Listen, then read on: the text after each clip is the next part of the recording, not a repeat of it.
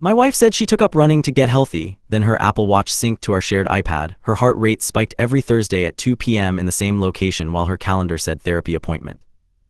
Last Tuesday, I was playing a game on the iPad when a notification popped up. Workout complete, 47 minutes, average heart rate 142 BPM. Weird, because my wife wasn't home. She left 3 hours ago for her therapy appointment like she does every Thursday at 1:30. I opened the fitness app. The workout location showed an address I didn't recognize. I put it in maps, some apartment complex 20 minutes from our house. My stomach dropped, but I told myself there had to be an explanation. Maybe her therapist moved offices, maybe the location was glitching, but then I scrolled back through her workout history. Every single Thursday for the past 4 months, same location, same time window, heart rate always spiking between 125 to 150 BPM for 30 to 60 minutes. I checked her calendar, therapy appointment blocked out from 2 to 3 p.m. every Thursday. That's when I got really sick, because her actual therapist's office is downtown and I've picked her up from there before when her car was in the shop. I had the address saved in my phone, different place entirely. I didn't confront her when she got home that Thursday. I just watched her walk in at 4:15, all showered and refreshed, hair still damp. She kissed me on the cheek and asked what I wanted for dinner. "How was therapy?" I asked. "Good," she said, "really productive session. We talked about my anxiety around work stuff." I nodded and ordered pizza, didn't say anything else. The next Thursday, I told my boss I had a dentist appointment and left work at 1:00. I drove to that apartment complex and parked where I could see the entrance. At 1:52 p.m., my wife's car pulled in. She parked, checked her phone, fixed her hair in the mirror.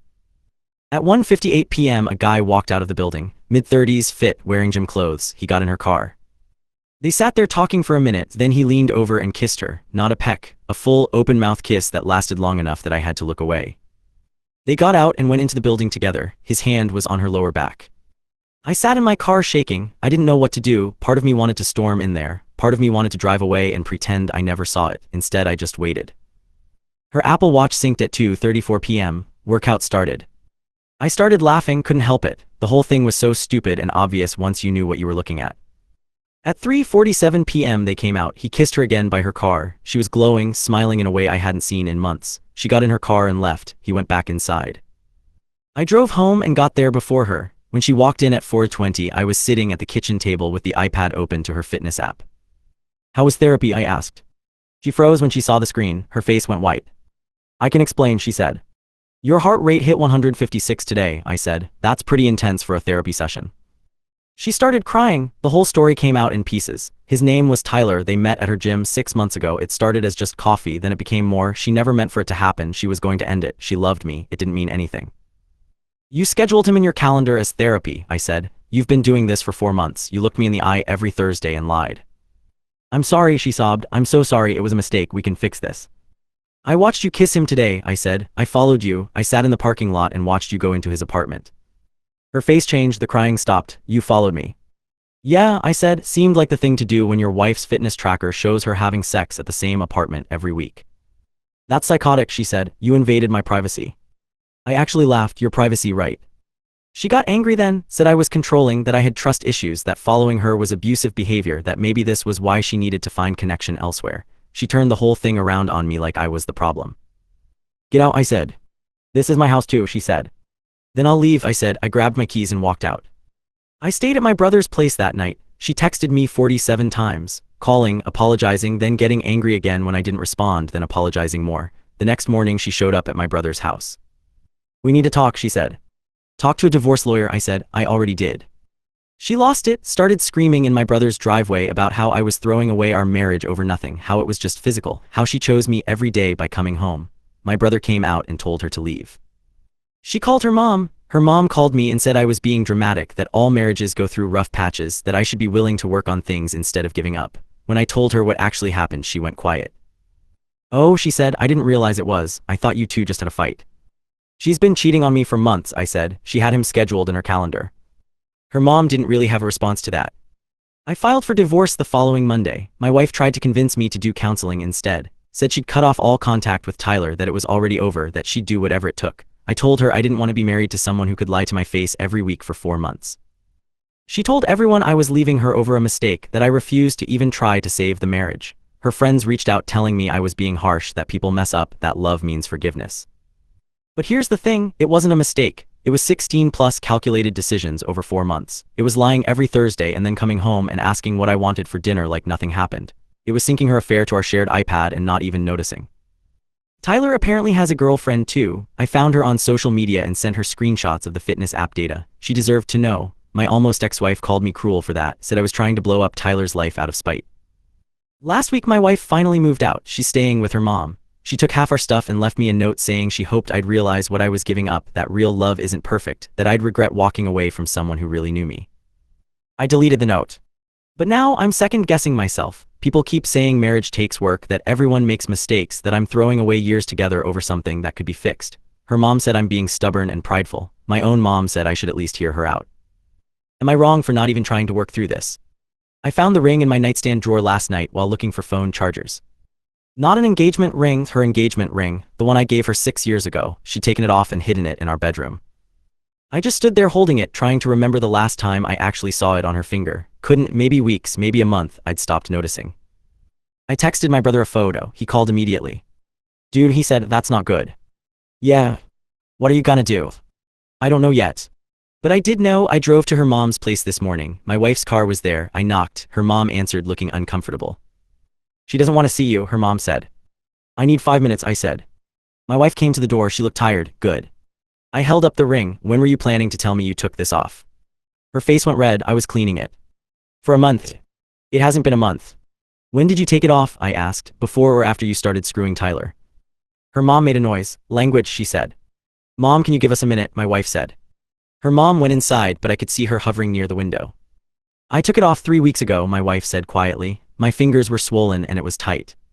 Bullshit, I said. You took it off because you felt guilty, or because Tyler asked you to. That's not true. Which part? She didn't answer. I talked to my lawyer yesterday, I said. He said you're entitled to half of everything. The house, the cars, my 401k, all of it, even though you're the one who cheated. I never wanted your money, she said. Good, then you won't fight me when I ask you to sign a post-nuptial agreement waiving your rights to my retirement accounts. Her eyes narrowed. You can't do that. I can if you agree to it. My lawyer says if you don't contest anything, we can be divorced in 3 months. Clean break. You take your stuff, I keep mine. We split the house sale 50-50. I'm not signing anything, she said. Then I'll make this as expensive and drawn out as possible, I said. I'll subpoena Tyler. I'll subpoena his girlfriend. I'll request all your phone records and text messages. I'll make sure everyone knows exactly what you did. You're being vindictive, she said. Yeah, I said, I am. I left before she could respond. Got in my car and my hands were shaking so hard I had to sit there for 5 minutes before I could drive.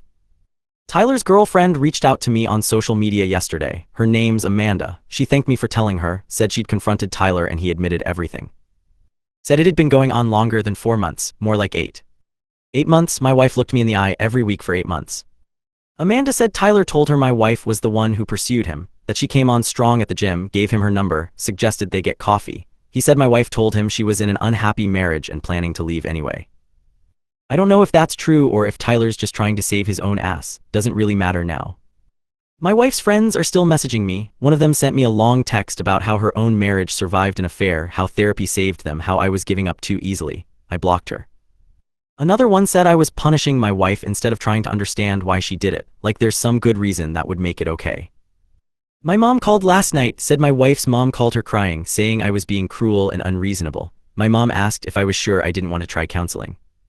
She scheduled him in her calendar as therapy, I said. She lied to me every single Thursday for 8 months. What would counseling fix? My mom went quiet, then she said, nothing, I guess. I'm sorry, honey. Work's been weird. People know something's going on because I'm staying at my brother's place and look like hell. My boss pulled me aside yesterday and asked if everything was okay at home. I told him my wife and I were separating. He nodded and said to take whatever time I needed. I'm not taking time off though. Work's the only thing that feels normal right now. Tyler apparently broke up with Amanda. She told me in another message. Said he claimed it was because he couldn't trust her anymore after she invaded his privacy by confronting him about the affair. The irony would be funny if it wasn't so pathetic. Amanda asked if I wanted to get coffee sometime. Said misery loves company. I told her maybe in a few months but not right now. Don't need that complication. My wife texted me this morning, first message in 3 days, said she'd sign whatever I wanted if it meant we could both move on peacefully. Said she was sorry for everything, that she never meant to hurt me, that she hoped someday I'd forgive her. I didn't respond. My brother says I should feel relieved, that dodging this bullet now is better than finding out 10 years and 2 kids down the line. He's probably right, but mostly I just feel tired. I keep thinking about all the Thursdays, coming home from work, asking about her day, listening to her talk about her breakthrough session with her therapist, making dinner together, watching TV, going to bed, all of it fake. The Apple Watch is still syncing to the iPad. I should remove her from the family plan, but I haven't yet. Last Thursday at 2 p.m. there was no workout. Tyler dumped Amanda, so maybe he dumped my wife too, or maybe they're just being more careful. Doesn't matter, not my problem anymore.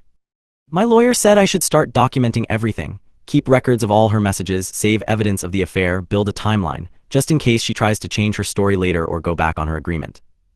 So that's what I've been doing, going through 8 months of calendar entries, all those therapy appointments, all those times her heart rate spiked at the same apartment building. It's almost worse seeing it all laid out like that, proof that it wasn't impulse or passion or whatever excuse she wants to give. It was routine, scheduled, consistent as a dentist appointment. People keep asking if I'm okay. I keep saying yes, I'm not, but what else do you say? She showed up at my work on Friday. I was in a meeting when my boss's assistant knocked on the conference room door. Sorry to interrupt, but there's someone in the lobby asking for you, says it's urgent.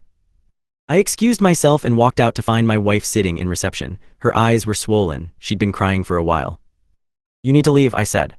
Please, she said, just 5 minutes. No. I'm pregnant. The receptionist looked up from her desk. 2 of my coworkers were walking past. Everyone heard. I grabbed my wife's arm and pulled her outside to the parking lot. What the hell are you doing? I needed to tell you in person, she said. I found out yesterday I'm 8 weeks.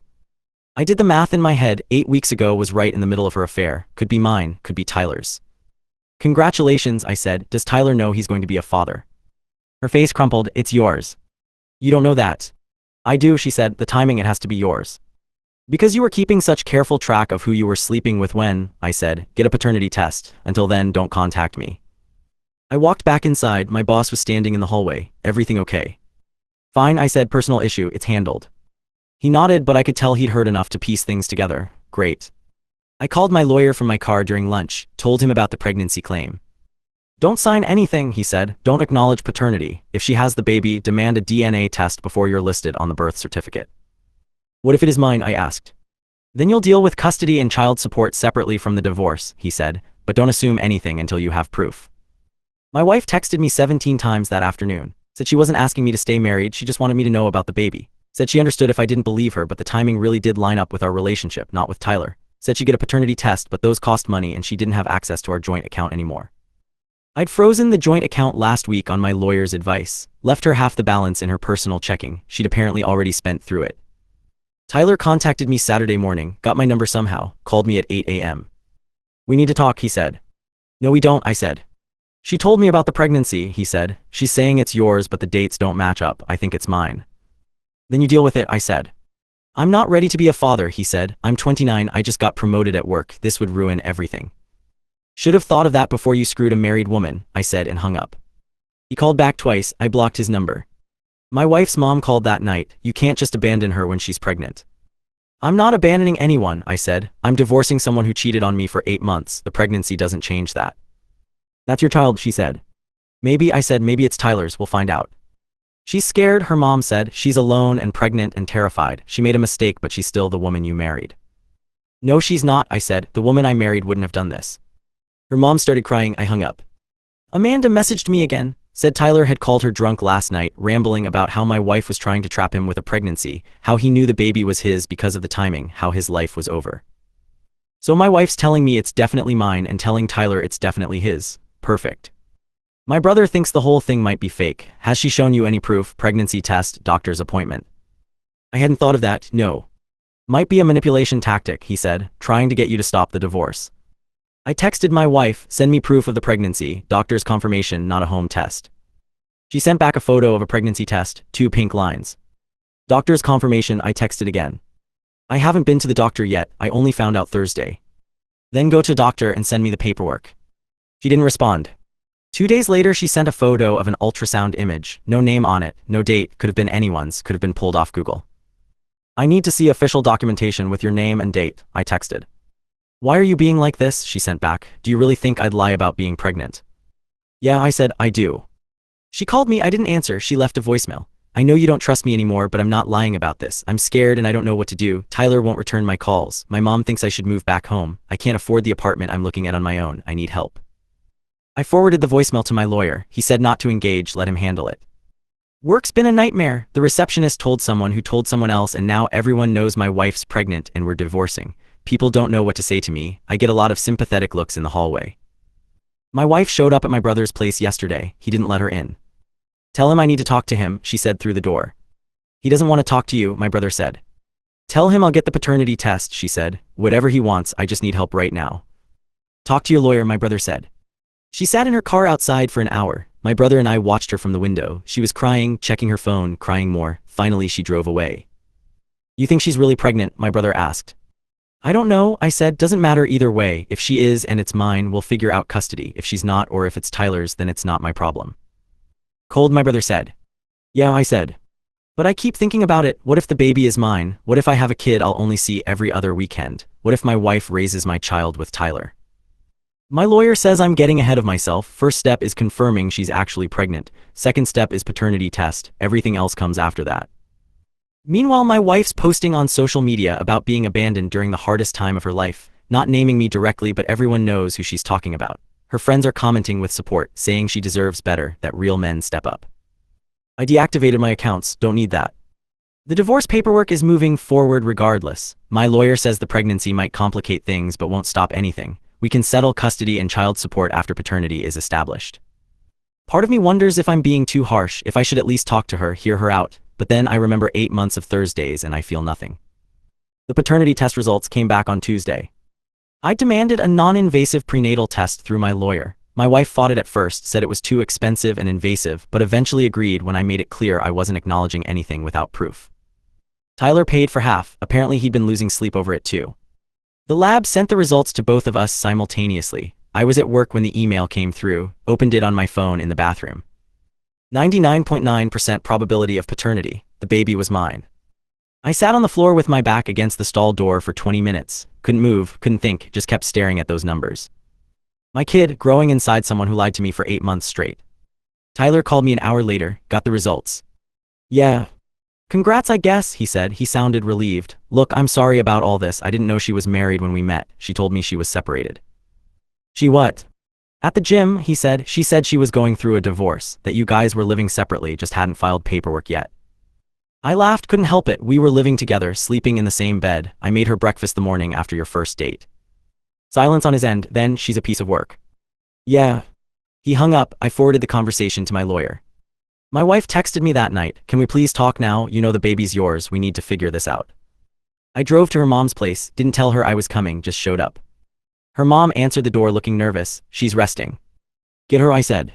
My wife came downstairs in sweatpants and one of my old t-shirts. Seeing her in my clothes made me irrationally angry. We need to talk about custody, I said. Can we talk about us first? She asked. There's no us.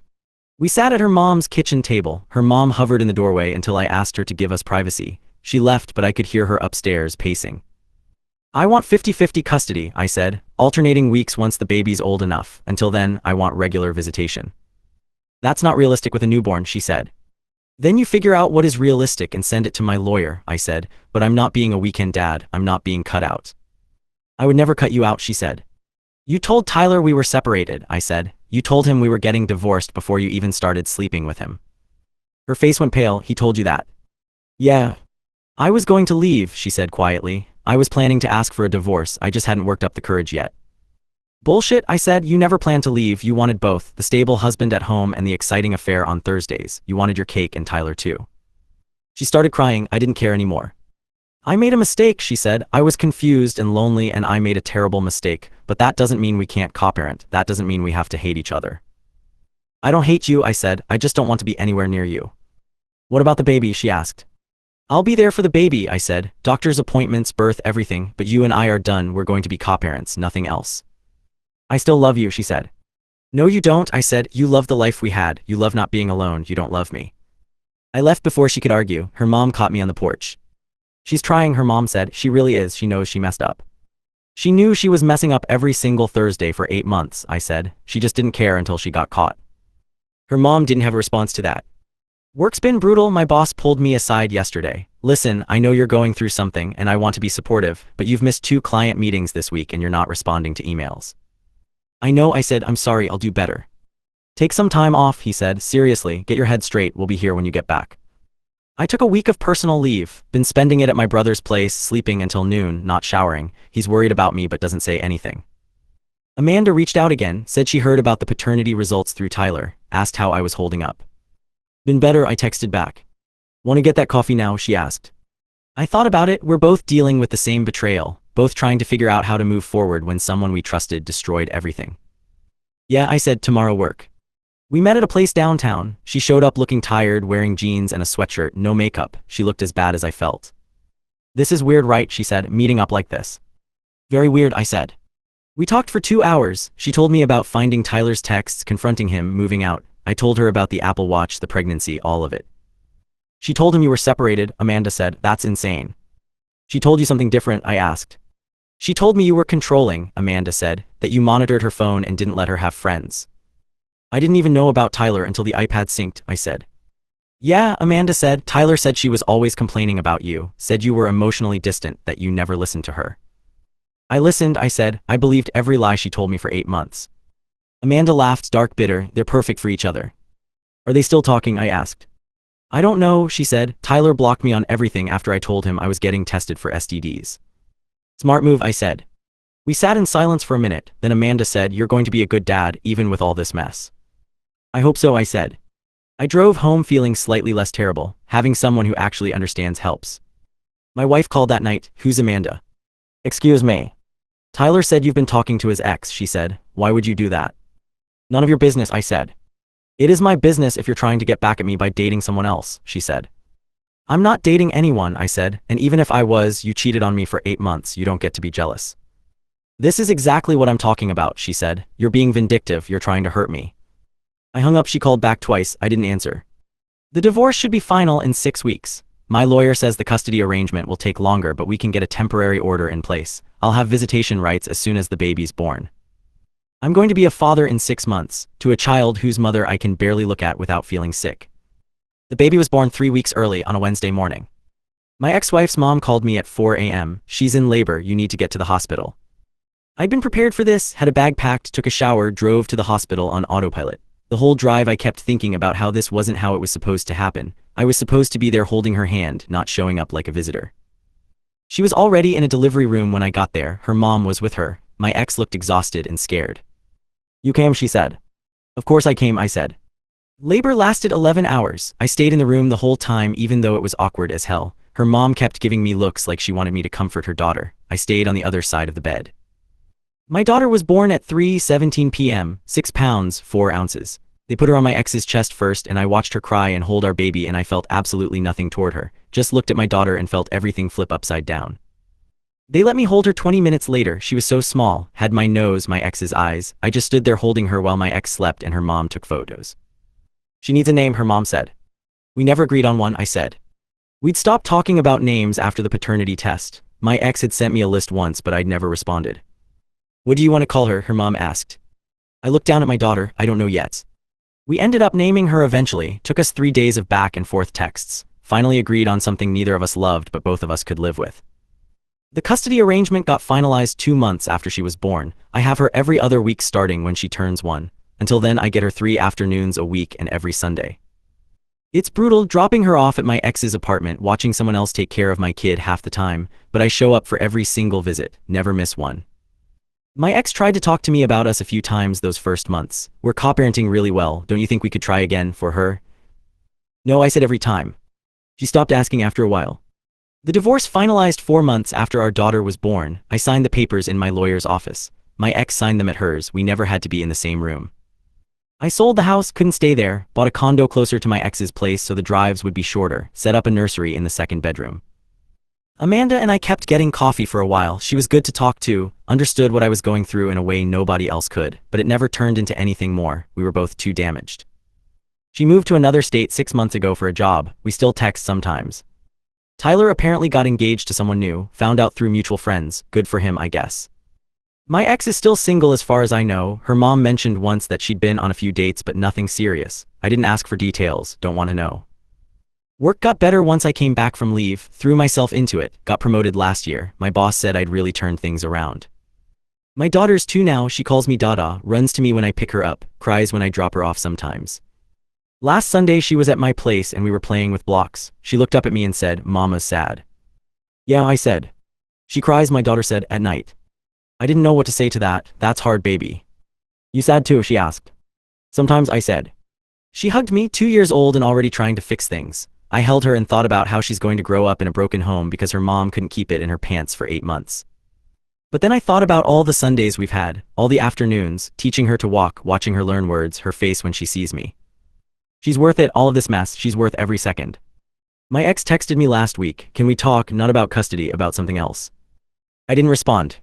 She texted again yesterday. "I know you don't want to hear this, but I need to say it. I'm sorry, I'm so sorry for everything. I destroyed our family and I have to live with that every day. I see you with her and I know what I gave up. I just wanted you to know I understand what I did." I read it 3 times, then I deleted it. Maybe someday I'll forgive her, maybe I won't. Right now I just focus on being the best dad I can be with the time I have. People ask me sometimes if I regret not trying harder to save the marriage, if I wish I'd gone to counseling, given her another chance. I tell them no, some things you can't come back from. 8 months of calculated lying, Thursday after Thursday, that's not a mistake, that's a choice she made over and over. My daughter deserves a father who has boundaries, who knows his worth, who doesn't teach her that love means accepting betrayal. So here we are, co-parenting with someone I used to love and now barely recognize, raising a daughter who didn't ask for any of this but got it anyway. It's not the life I planned, but she's sleeping in her crib right now, making those little baby snoring sounds, and I wouldn't trade her for anything. Not even the marriage I thought I had.